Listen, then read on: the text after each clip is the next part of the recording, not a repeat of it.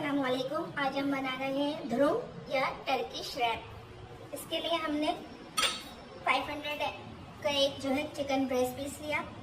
इसके अंदर ये डाला 1 tablespoon soya sauce, 1 tablespoon chilli sauce,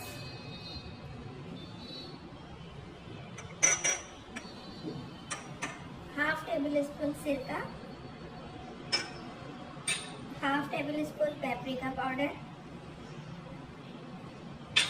half ही जो है सॉल्ट है, इसको आप अपने टेस्ट के मुताबिक भी यूज़ कर सकते हैं, half table spoon white paper,